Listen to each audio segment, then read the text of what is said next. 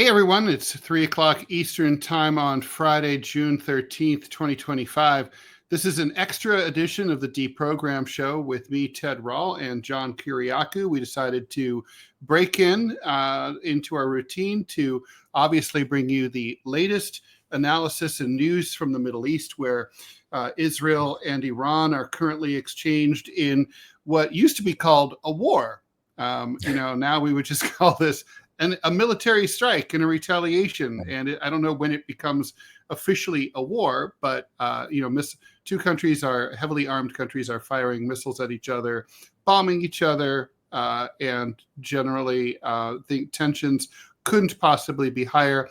At this exact moment, while we're speaking, the Iranians are engaged in a multiple missile assault on Tel Aviv with over 100 ballistic missiles being aimed towards, mostly intercepted by the Israelis and their Iron Dome system and other systems that we're not fully aware of, perhaps. But some have made it through. There's images on the news of apartment buildings that are on fire in Tel Aviv, and so the whole city is all lit up, which is very surreal because I always think why you should have a blackout during a war, but as my producer Robbie said, there's no point doing that since they all have GPS anyway, right? What's the difference? So, John, we called this, right? I mean, earlier in the week, the speculation, and the last time we talked on Wednesday, was that there was going to be that the Trump administration was considering a strike. I guess that was a feint or sort of a fake out. But we didn't buy it. We thought that if the attack was coming, it would come directly from Israel, and that's the way it played out. It is. I'm sorry to say there's so much happening right now, and remember the old saying that in a time of war, truth is the first casualty. So there are reports that the Iranians have shot down one or two Israeli pilots. The Israelis are saying that is just not true, that all pilots returned home safely. The Iranians are trying to penetrate the Iron Dome by sending so many drones ahead of their missile strikes that they're hoping that the Israelis simply run out of rockets to shoot the drones down, and that some of the ballistic missiles will get through. There are reports of explosions in Jerusalem and in the desert outside of Nablus, as well as across Tel Aviv. But there are not just reports, videos, confirmed videos of explosions all over Iran. And I think we should take with a grain of salt these reports from the Israeli government that they've hit just Iran's nuclear sites and leadership sites. There are a number of apartment buildings, residential neighborhoods that have been hit. We don't know what the death toll in Iran is yet. And I'm going to say something again, Ted, that I said months ago. And that is, while the Iranian government has shown great restraint over the last many months, the Iranian people are tired of this restraint. And the Iranian people are demanding that their government retaliate in exactly the same way that the Israelis have hit them. And so, absent high-level outside mediation that I think you're going to talk about in a minute, this thing is going to get way worse before it gets any better. And of course, everyone knows that that Israel is a nuclear power. Yes. So that's a terrifying prospect. President Vladimir Putin of Russia has reached out and already touched base and talked to on the phone with Benjamin Netanyahu, the prime minister of Israel. He's reached out to high-ranking, there's mixed reports of whether it was Ayatollah Khamenei himself, the supreme leader, possibly, or someone almost at that level. But Putin has reached out to the Iranians and at the highest levels offered to mediate. It doesn't look like either side said no. So that's right. Interesting. There are some initial reports that over 120 people are dead in Iran. Those numbers could only go up. This was a multiple attack in various cities across the country, mostly in the center and western part of the country, and directed towards military facilities, military airports, nuclear weapons, not weapons, nuclear power research facilities, as well as assassinations of high-ranking government officials. Yeah, we should talk about that, Ted, because this is exactly the same strategy that the Israelis used against both Hamas and Hezbollah, where you decapitate the leadership. Well, they killed the 4 top-ranking military and nuclear officials in the country. Killed all 4 of them. It was equivalent to killing the chairman of the Joint Chiefs of Staff. And he was the first one to go. Yeah. And there are reports that the Israelis are not denying that those leadership assassinations took place using Israeli drones that had been smuggled into Iran, a la Ukraine smuggling drones into Russia. It's the same kind of operation. We're seeing the future of warfare here playing out. Both in Ukraine and in Iran, the future of warfare is from warfare.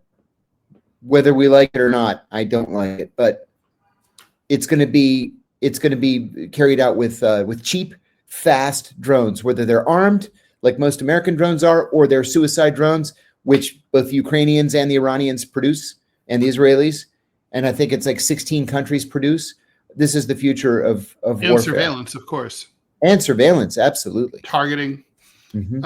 So yeah, it is fascinating and also kind of terrifying. So there's drones now that can operate with facial recognition software. Yeah. The target's face is fed into it, and it flies around until it finds that person, and boom.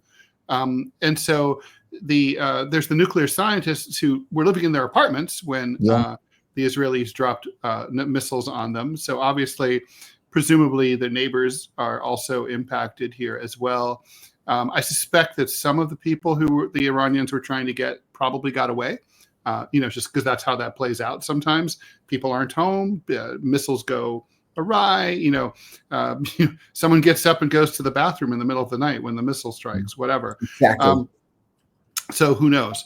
But so here we are, right? I mean, the question, I guess there's a lot of questions. Let's just sort of go through them, like where we are now and where we're going forward. So where we are now, let's start with the Israelis. They have said that they're up to and prepared for an ongoing up to 14 days of military operations. It's the most peculiar warning I've ever heard. Why 14 days? Why even broadcast that at all? Why not just like we're done when we're done? But also, is this going to go on? Are the Israelis done, or is more coming? Oh, I think more is coming. This morning, the Israeli ambassador to the United Nations used the term regime change, something that everybody should fear. It's not up to the Israeli government to decide who runs Iran, whether they like it or not. But regime change, to me, indicates that this is going to go on for some time. There are a couple of other important questions I think that our viewers are raising. Sky is saying the next strike on Iran will most likely be a joint attack with the U.S. Donald Trump actually alluded to that this morning. He said that the Iranians have a minute to think about this and to negotiate a deal. And if they don't negotiate a deal, then terrible things are going to happen. There's no good news to take out of that statement. Travis says, "Do you think Iran?" I don't believe, though. I do not believe that Trump will join Absolutely not. Israel. The U.S. has literally nothing to gain. Literally nothing to gain. I think Trump is trying to gild a skanky lily right now. He didn't want Bibi Netanyahu to do this. No. The U.S. urged Israel not to do that, to give the nuclear talks in Oman a chance to work. And this scuttles the talks. Those talks are off maybe forever and ever, but certainly for the foreseeable future. He didn't want this to happen. The last thing I'm sure this, and we saw Marco Rubio's messaging yesterday where he said this was a unilateral attack. That messaging says, and you and I talked about this offline, John, the Israelis are on their own here. It doesn't mean that if there was an existential threat, we wouldn't defend them.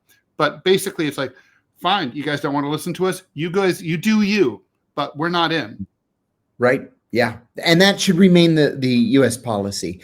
Interestingly, when Marco Rubio tweeted yesterday that that the Israelis had initiated this attack, he did not endorse the Israelis.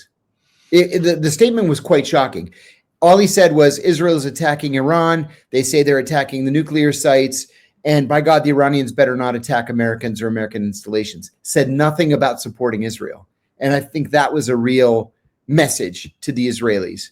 Although Donald Trump did say this morning that Netanyahu did consult him 2 hours before the strikes began. He should have kept his big mouth shut.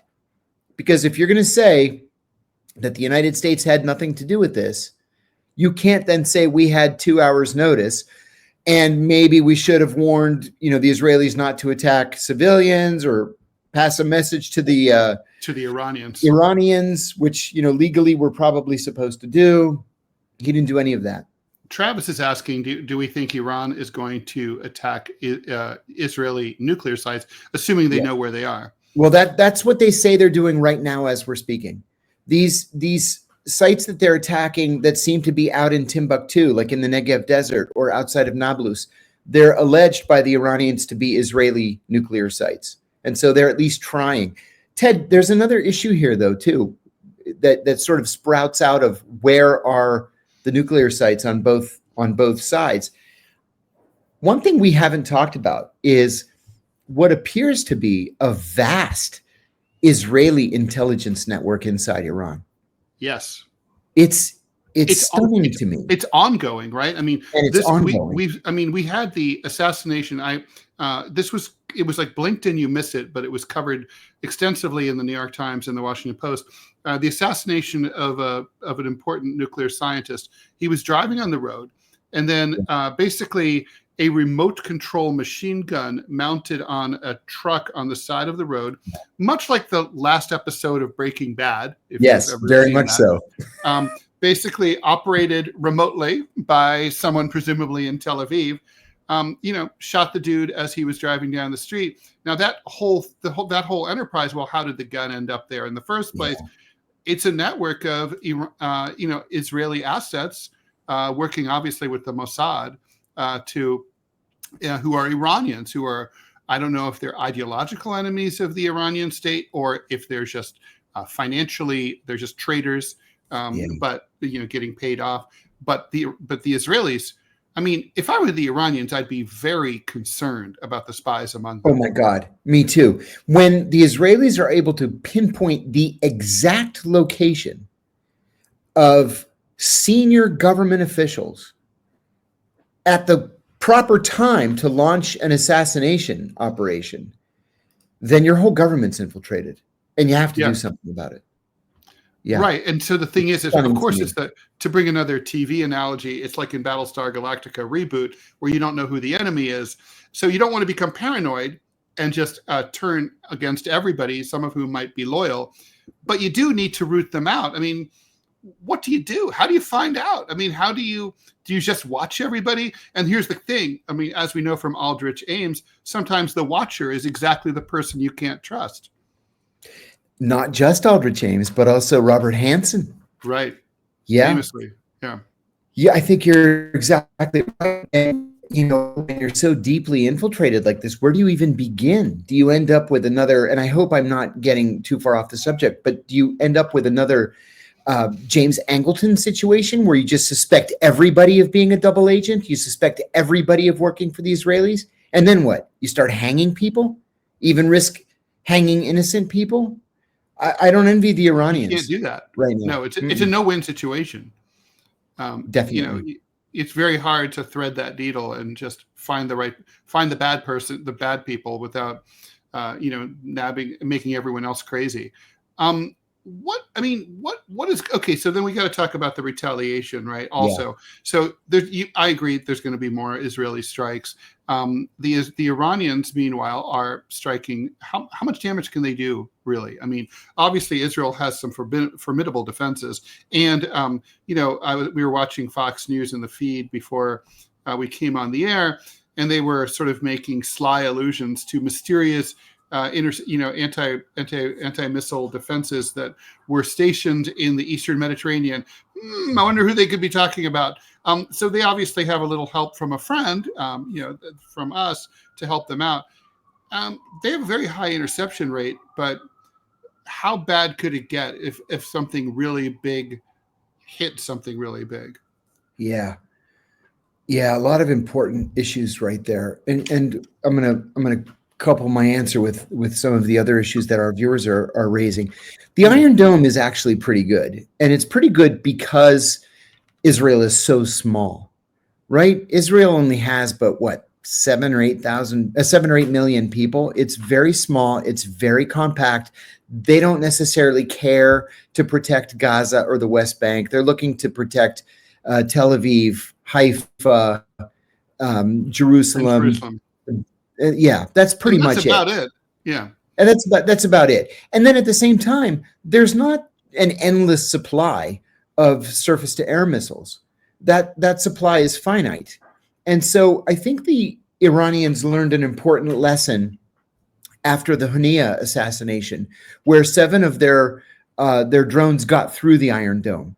So they realized that the Iron Dome is fallible, and if they can successfully overwhelm it, a lot of those drones and missiles will make it through. I think that's what the goal is here.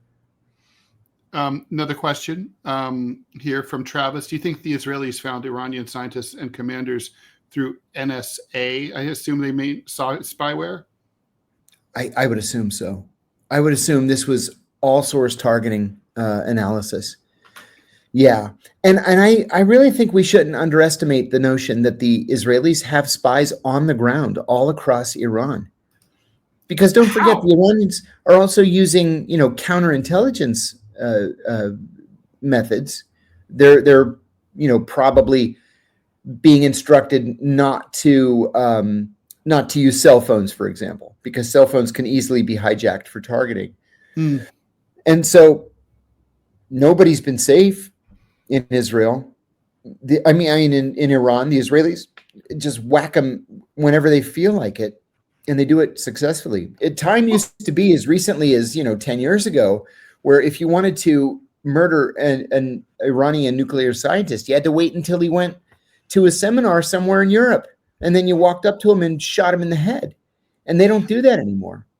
John, I've been to Iran twice. I don't understand I don't know how this looks. I don't get it, right? So how is Israel recruiting Iranians in Iran? Is it over the internet? Is it IRL somehow? I mean, are these Iranian, are there people who, that's not a porous border. It's not, the Iranians have very tight border controls. I know, I've spent hours being debriefed by the, what are they called? The Mukhabarat? Right? Yeah, Mukhabarat. Yeah. So those guys are, they're not playing. They're every bit as serious as the Mossad when you arrive. The two societies, by the way, look and feel so similar that it's kind of like a really bizarre thing. I mean, topographically, the roads, even like the shit-eating grins and they all hire the same kind of guys. They're always like late 20s, like sports jacket, t-shirt underneath, shit-eating grin, smart, twinkle in the eye, droll. They're very, very analogous. But how do they get in? Yeah. Do you think this was these recruits did this online and then people got paid in Bitcoin? What's going on? Absolutely. All of those scenarios, the answer is yes. I remember in training at the CIA, we sat through this class on how other intelligence services recruit spies to steal secrets. And one of the things that we were taught was but before the days when Google Earth could just give you a practically live feed, the Israelis wanted to recruit somebody in the port of Benghazi. Okay, the Israelis had no access to Benghazi at all. So what they did is they just called the port master of Benghazi and they said, "Hi, my name is Joe Blow, and I represent a group of French businessmen and ship owners, and we're worried about the security and the safety of our shipments when they go into the port of Benghazi. We wanted to know if we could hire somebody who could tell us what ports are I'm sorry, what ships are in port, and there's a mosquito after me here. And what cargo Maybe it's a little is drone. I know, right? And what cargo is listed on the manifest. And of course, the portmaster said, "Oh, I could do that." And so he started doing it and faxing the information to a number in Paris, which was actually a phony number because it actually rang in Mossad headquarters in Jerusalem. And so for years, this portmaster of Benghazi had no idea that he was a paid agent for the Israeli Mossad. So that's one of the things that they do. Bitcoin has opened up a whole new world in terms of recruiting spies to steal secrets. And I want to say something about the Iranian Jewish community too. Pretty much all the Iranian Jews who wanted to leave left right after the revolution. And so the Jews who are in Iran today are well known to be very patriotic. They're patriotic Iranians who just happen to be Jewish. And I mean, there's even some who are in the parliament. That's right. And I think that that's not where the problem lies. I think the problem lies with people who are hungry for money. You know, at the CIA, one of the things that they taught us was that 95% of the recruitments that we made would be for money, period. Just for money. Ideology played no role. Revenge didn't play a role. It was all about the money. Mm-hmm. And I suspect that's what we're seeing here. You know, maybe some of these government functionaries are not necessarily pro-regime, but I think that the Israelis are promising them great riches. That's what this comes down to. And I guess that the question is, how do they deliver those riches, across right. into a controlled society like Iran, which is subject to sanctions? Well, you know, what the CIA would do is they would pay you in Bitcoin, or they would pay you directly into your account at the CIA. The CIA, you know, has a banking function where they can open a bank account within the CIA for you and give you your money. One thing that I did once is the guy wanted to be paid in diamonds. And so I bought, you know, there was a diamond dealer waiting for me. I took the train up to New York. I gave him his check. He gave me the diamonds. I flew the diamonds back out to the field. I gave the guy the diamonds, and I said, if you ever want to cash a diamond, call this number and tell Mike that you want to meet him for coffee. And what that means is it'll trigger a meeting tomorrow night at 8:00 in the lobby of such and such a hotel, and the guy's going to be there with cash, and you can give him your diamond. So the Iranians can do the same thing. You know, there are lots of tourists in Iran, and it's not hard to hide diamonds. You just, put it in your sock or whatever. Put it up. I mean, up your butt. They didn't search me when I entered Iran, even though I was subject to a number of hours of questioning. But they didn't search. I don't even think they searched my luggage very thoroughly. Went through a detector. I want to add too that our producer Robbie is telling us that the Israeli Defense Ministry was just hit by a rocket. Again, unconfirmed, but it looks like this is going to be the kind of news that we're going to be reading about in the coming weeks. Yeah. So, I want to take note, and I think it's worth taking a beat to just ponder the fact that here we have Israel has just started an unprovoked war against Iran. I mean, by no account could anyone historically or politically or legally say that Iran provoked this war. To the contrary, they were sitting down with the Americans to negotiate a reduction of their nuclear enrichment capabilities. They were trying to bring this in for a landing. And the Israelis decided to scuttle this accord. I mean, we can talk about the Israeli motivations here. I mean, I don't, for one, believe that Iran ever posed any kind of existential threat to Israel. No, I agree. I don't think. And, I mean, the thing for me, I mean, here's my take, John, you tell me if you agree. I mean, it always felt to me like, Iran didn't have to denuclearize at all. They inherited the non-proliferation treaty from the Shah. They had a revolution. Correct. They could have said, all things from the Shah, fuck that, we're not part of it anymore. Right. We don't honor it. But they didn't do that. And the strategy was nuclear weapons are expensive. We don't want to get involved in an arms race. We don't want to become provoke an attack by the Israelis or the Americans, ironically. And so we don't, it's more trouble than it's worth, right? We just don't want it. And so, but there's this narrative that the Iranians are dying to have nuclear weapons. They're working night and day to try to get there, and they were just plotting and scheming to bomb to attack Israel and wipe it off the face of the earth. That's right. It's a fever dream, right? Yeah, and the CIA has written over the last 20 years. The CIA has written at least 3 national intelligence estimates, which is the analytic conclusion of the entire American intelligence community. And 3 times they have concluded publicly that the Iranians do not have a nuclear weapons program.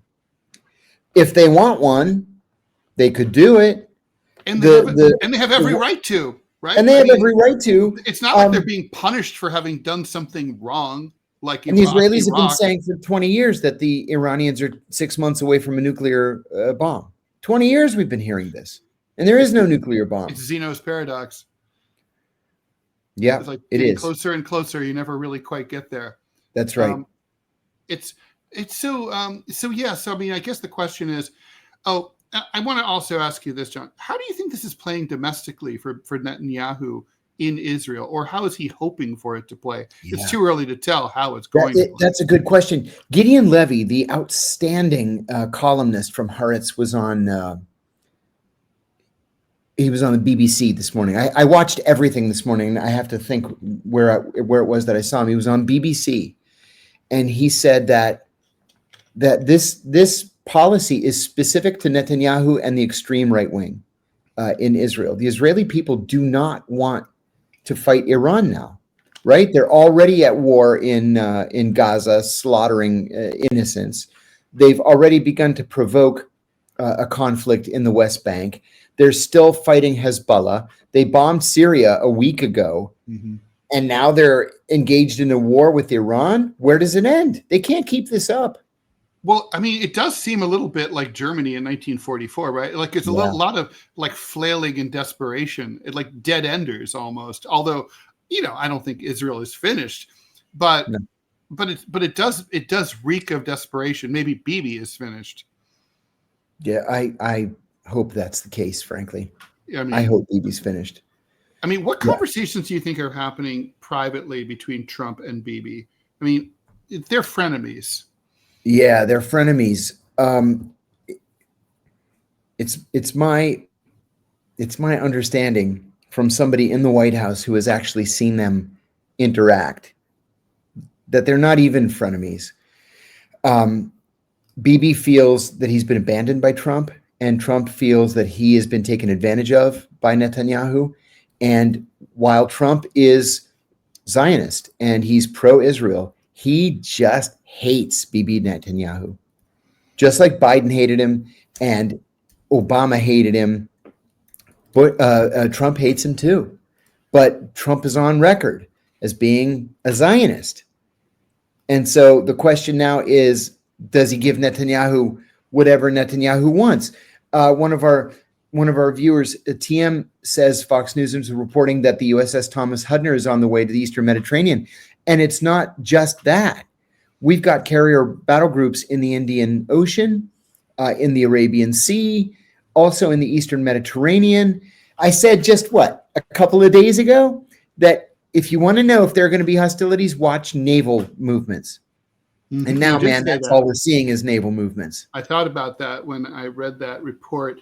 So there's one speculative strategic analyst that I read, and I thought this was interesting. I wanted to get your thoughts about this. Was theorizing that Netanyahu knows that he has effectively lost in Gaza, even though he's destroyed the place. Yes. But he can't kill Hamas, can't destroy them, and at the same time, he also can't he can't do ethnically cleanse Gaza because he knows there's no place for them to go, Yeah. and that the world won't put up with it. So he's thinking about his legacy, and he's thinking, oh, I'll be able to say, like, in a year or 6 months or whatever, hey, I took out this existential threat posed by Iran, and so I left Israel safer as prime minister than when I got here. Yeah. How much of that do you buy? He can't say that. The whole country's in flames. You know, I went to Israel twice in 2022, and things were tense, to say the least. And then Dan Kovalik, who we've had on our various shows a number of times, went in 2024, and he said there wasn't a single Palestinian shop that was open in East Jerusalem. East Jerusalem, not even a conflict area. So now the whole country shut down, right? They ordered every Israeli into their bunkers. Mm-hmm. There was a run on food and water today. The grocery stores are empty, and this thing is just getting started. So how Netanyahu can say Israel is going to be safer, more secure, it's a mystery to me. And it is such a small country. I mean, you know, it is about like between 9 and 10 million people. It's about 3/4 of them are Jewish. The other quarter is other people. We gotta mention Robbie's updates here. Okay. There's a video confirming that the Israeli defense minister has been hit by a missile. And it looks like X just crashed. Wow. Formerly known as Twitter. Yeah. Just overuse, I guess. Yeah, that has to be it. Wow. Yeah, we know that the stack, as they say, wasn't doing too well. So do we know how bad the strike on the defense ministry, which is basically the Pentagon for Israel? Yeah, it's the Pentagon. How bad is it? I don't know. Brady Webster asks a question: what's the likelihood of Iranian sleeper cells in the U.S. and how would they operate? That is a fantastic question. I've told the story a number of times that when I was stationed in Pakistan, we did a raid in the middle of the night one night on the Taliban embassy, and we took literally everything that they had. Well, one of the things that we confiscated was a file folder full of telephone bills. And the telephone bills showed hundreds and hundreds of phone calls from the Taliban to numbers all across the United States.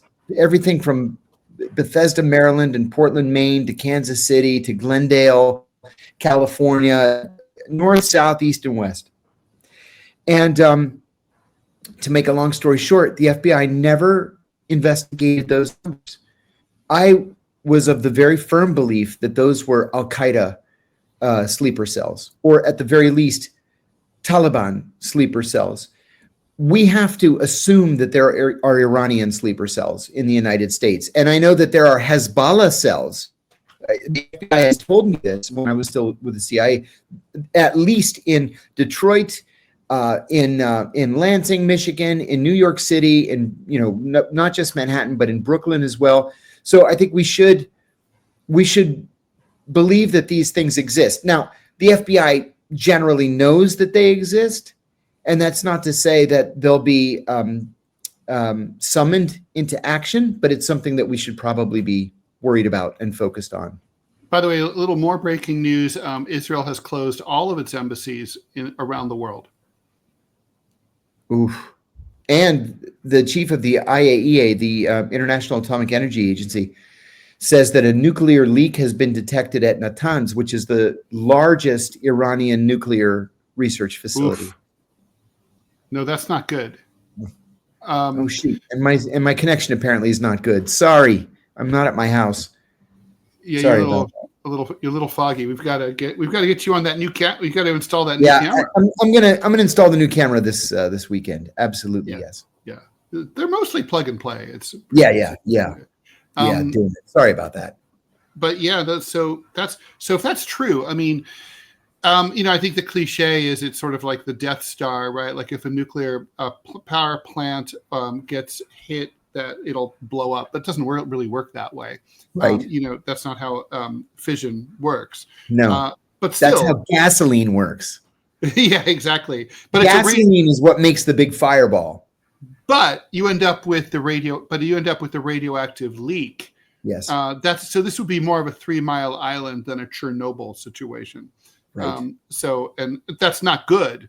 No. But I mean, how many violations of international law does Israel want to rack up in a 24-hour period? I mean, it's funny, Ted. This morning or middle of the night, I have trouble sleeping like every 60-year-old man, and so I was up from 3 to 5 just flipping through the channels, and I said that to a friend of mine who's also 60 and who also has trouble sleeping. We were texting each other, and I said, how many crimes against humanity are the Israelis going to commit in one night? And apparently, they don't care because they're still committing them during the day. It's like, how do we do it? Volume. They're assassinating nuclear scientists. They're starting unprovoked wars. They're blowing up civilian power facilities. Yes. Causing probable radiation leaks. And the day's young. The day is young indeed. Netanyahu said, well, like you said. What do you the fact that it didn't start on? I'm sorry, but what do you make of the fact that this started on a Thursday? Traditionally, these kind of things start on Friday nights. They go over the weekend. That's right. Because you want trying to make a splash this time, right? You want it to be the Sabbath, and you want to take people by surprise. Mm-hmm. But you're right. I think the Israelis either truly believe that the Iranians are some kind of crazy threat, or they were just tired of failing to convince Donald Trump to launch the attack instead of them, and they just decided to go for it. If they thought Donald Trump was going to do that, they were high. That was never going to happen. That's not Donald Trump. He was clear about it. Well, no U.S. president would, but he really wouldn't. No, and I've said before on the show that every president in all the years that I served in government, right, starting at the very, very end of Ronald Reagan, every single president told the Israelis no. Every single president was asked by the Israeli prime minister, whomever he happened to be, to attack Iran for the Israelis, and every single president said no. And now we've got an Iran that is very close to Russia and close to China and close to India and has good trade relations with the British and the French and the Germans and the Japanese, and nobody wants to see this war taking place. So the AP is reporting just now that indeed, as we surmised, the U.S. From its destroyer-based missile defense systems are intercepting Israel-bound Iranian missiles. So we're involved. So we're involved, at least in defense. But I doubt that. I mean, here's a question: does it count? How much does it count as involvement from the standpoint of the Iranians if we provided them with which I'm sure we did, intel and targeting information? I mean, to me, that would count for a lot if I were the victim. If I were the Iranians, I would be furious about this. Yes, because that's you're providing military support. It frees up the Israelis to do more terrible things to you. If the Israelis don't have to worry about protecting Israel proper from incoming drones or missiles, and they can instead focus on bombing you, then I'd be pretty upset. Yeah. So it's going to be a rough night in Tel Aviv, and I guess also in Tehran and places like that, all throughout the countries. So what about the role of countries like Syria, Jordan, and Iraq that are the site of missiles that are flying and planes that are flying to and fro across their territory?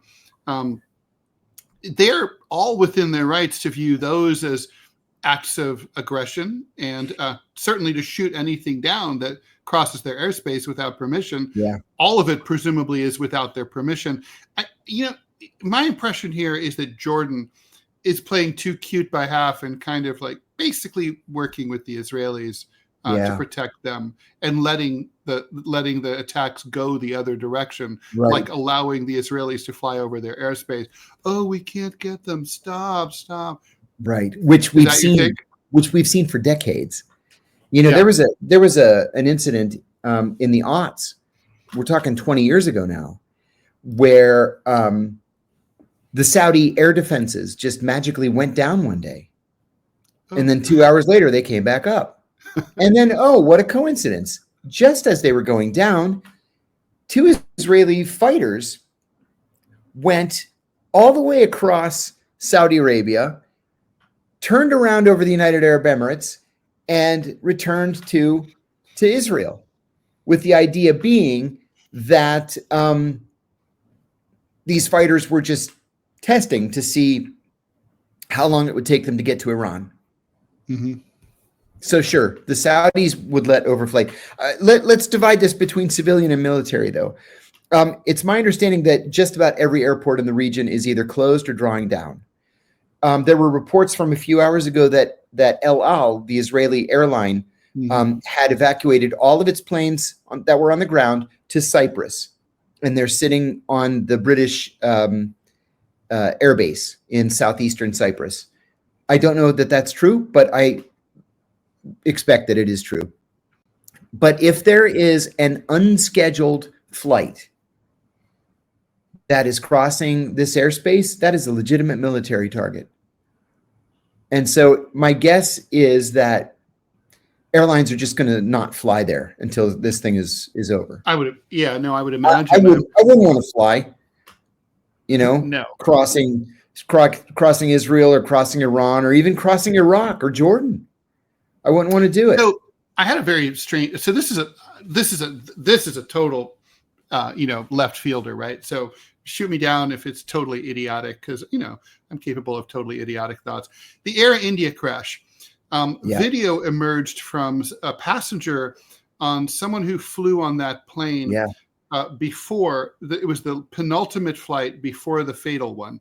That flight landed safely, and all sorts of electrical systems were failing on that Boeing 787-8. You know where I'm going with this.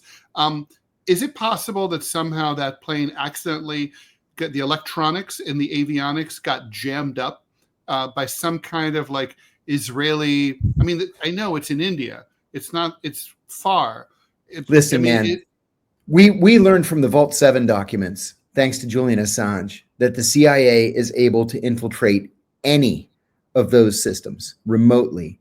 I don't want to be a conspiracy theory promoter, but the answer to your question is yes, it's possible. Yes, like without any question. Maybe, right? Possible, yeah. Could have been an accident. Yeah. You just sort of, I'm just, because it's just the timing of it just seems so suspicious. I mean, it's inauspicious. I mean, planes crash and it's a Boeing. So, that can just happen anytime. But I wanted to, Forsen has a question that I love this question. How significant is this event? Yeah. He was born in 2001, so he's 24 years old, or he's going to turn 24 soon.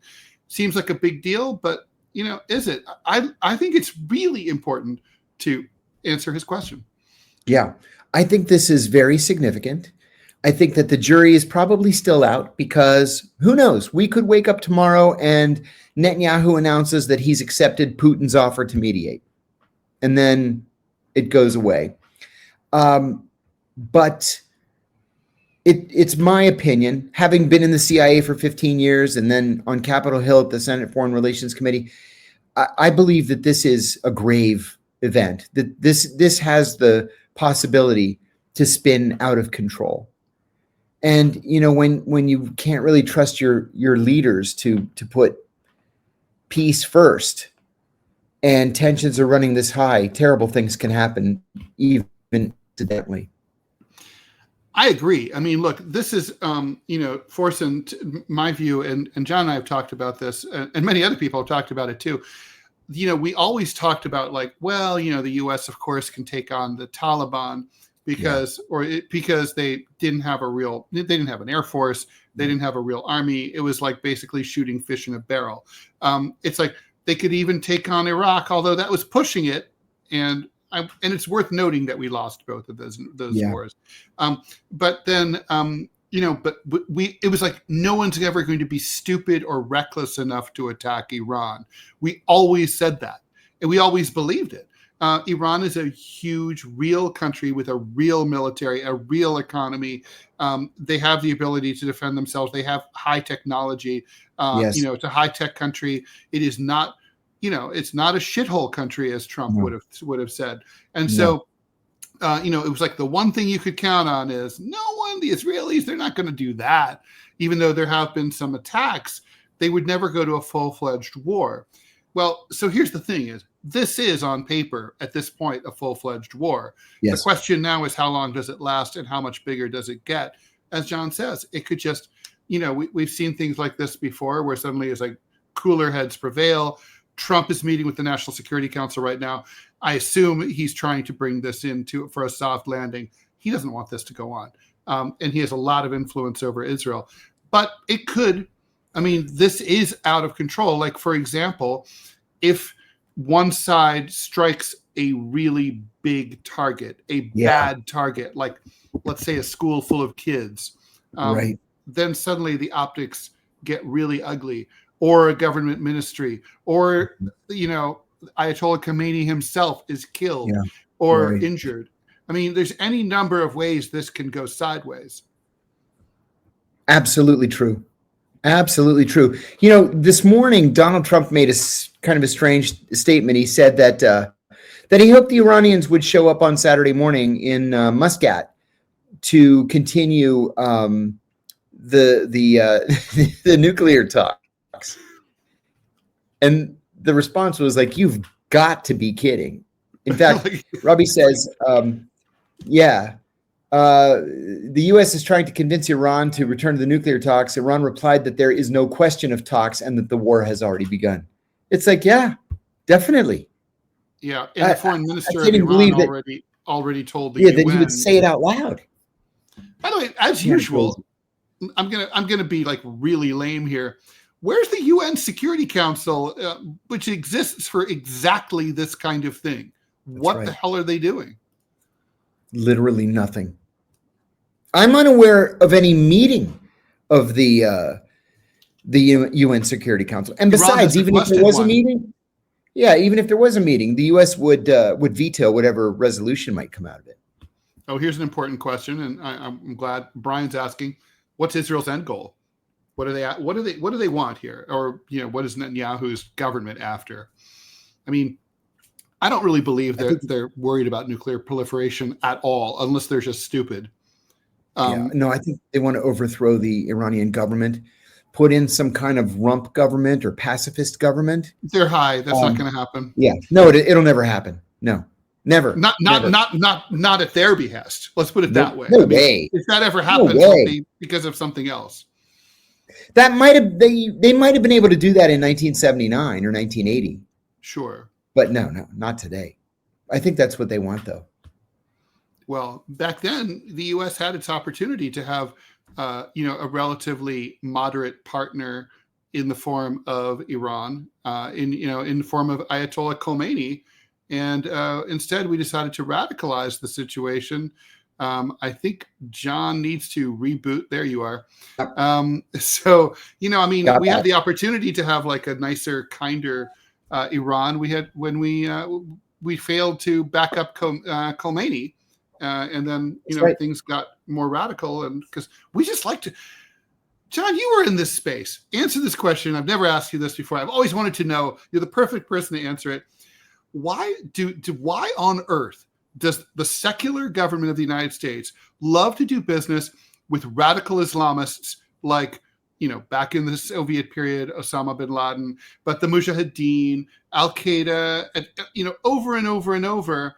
And then in the Iranian Revolution, like we can't go with the socialists, got to go with the hardliners. Yeah. What's up with that? We have nothing in common with them.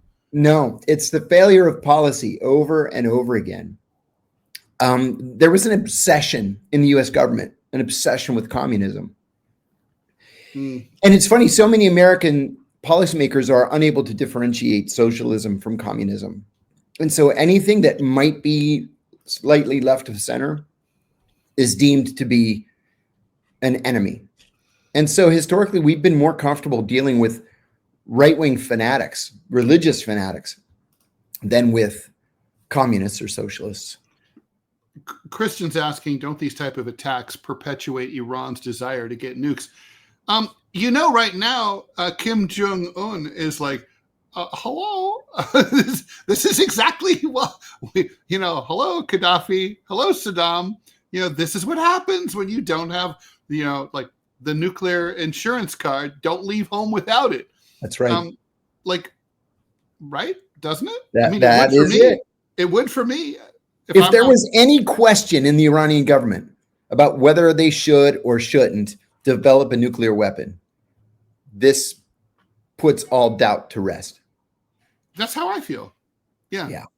I mean, if I'm sitting there in the room, in the Iranian government, I'm totally pushing hard. Like, guys, there's no choice now. We have to. Amir talks about a former president from the early 1980s of Iran. It reminds me of of this fantastic editorial cartoon I saw at the time.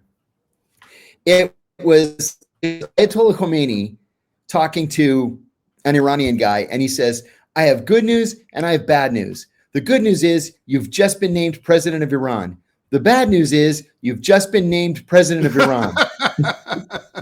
Because the previous two had been like blown up and shot. Well, that's just like today, right? The top military official, he replaced the guy who had been killed like 4 years ago, right? Yes, Soleimani. He replaced General Soleimani. Yep, exactly right. And now he's gone too. Israeli paramedics are reporting 5 injuries of Israelis in the Tel Aviv area. Nothing serious, 1 moderate condition, and 4 lightly injured by shrapnel. So interesting. One of the things that people don't think that much about is when a missile is intercepted up in the sky, it's high, right? It's like way up there. And then all this crap comes raining down. That's right. If you're on the wrong side of it, you could get hurt. When I was stationed in Saudi Arabia, after the Iraqis would launch a Scud and the Scud would be shot down by a Patriot, we would all go out into the desert and collect pieces of the Scud to save as souvenirs. I still have mine.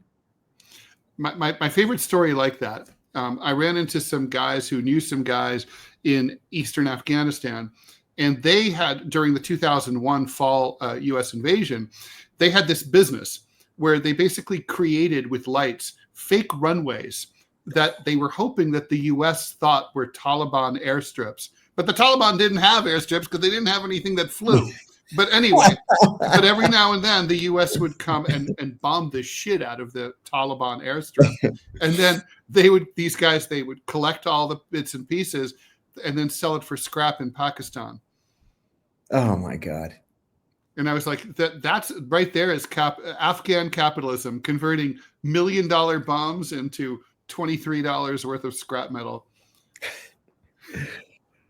How far do we think this sets back progress in terms of the small amount of liberalization in Iran? That's a good question too, or just progress in general. What do you think about that? Well, it gives the hardliners a lot of ammunition, and it weakens the hand of anybody who says that, that they should westernize. Culturally, Iranians don't have much in common with their government, right? I mean, they in real life, Iranians drink, they cheat on their spouses, they do dance, and they smoke. They smoke. They use weed. They're crazy. I mean, actually, I've never been hit on in my life as many times as I was by Iranian women in Teheran. And I was like, are these spies all trying to entrap me to be killed? But my point is they have nothing in common really. But and that's of course more true in Tehran than in more conservative parts of the country, like Mashhad. But still, there's that schism, and obviously war always makes a society more conservative, and it always draws closer to its government, and it makes its government more popular. This is playing directly into the hands of the conservatives. One of the Iranians that I was speaking with this morning just condemned President Pezeshkian and said, this is what we get when we choose a moderate. And I hadn't really thought about it that way. But I think you're right, Ted, in your analysis that this is going to encourage a move to the right. I really do. It's really unfortunate. Yeah. As far as, I think just for me, and also I think from a standpoint of what American policy ought to be. I'm not sure what it really is. That's a completely different question. By the way, very quickly, if you like the show and you like what you're hearing, please support it. Please hit like. Please support it. Thank you so much for the donations that we've gotten here. Thank you very much. YouTube chat, very, very generous. Please subscribe if you're on YouTube. Please follow if you're on Rumble. Makes a huge difference for us, and it does. We really appreciate this growing show. We want to keep it growing, and so thank you so much. So